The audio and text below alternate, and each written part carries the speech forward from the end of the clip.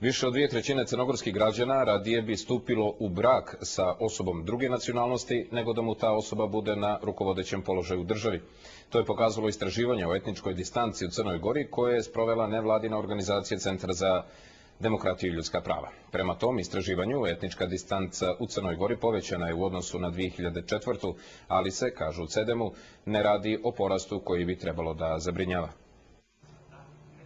Ukupna etnička distanca u odnosu na 2004. povećala se prema svim etničkim skupinama u Crnoj Gori, pokazuje istraživanje CEDEM-a.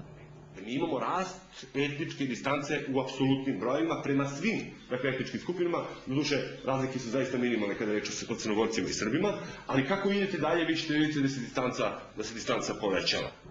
Ne radi se o drastičnom niti porastu koji bi trebalo da zabrinjava, kažu u CEDEM-u. Prema istraživanju, najveća etnička distanca je prema Albancima i Romima, najmanja prema Crnogorcima, a vrlo malo je izražena prema Srbima. Najveći stepen distance prema pripadnicima drugih etničkih skupina u Crnoj Gori se pokazuje prema tome da ima rukovodeći položaj u mojoj državi. Dakle, to je najneprihvatljiviji mogući odnos.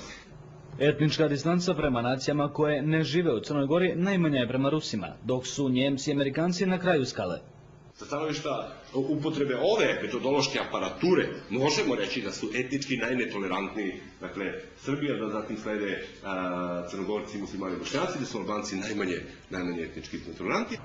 Istraživanje je sprovedeno prošlog mjeseca na uzorku od oko 1500 ispitanika. Istraživanje je dio projekta Manjinska prava, legislativa i praksa u Crnoj Gori, koji zajednički realizuju CEDEM, Nansen Dijalog centar, Centar za ljudska i manjinska prava i Ask Libertask konzorcijum.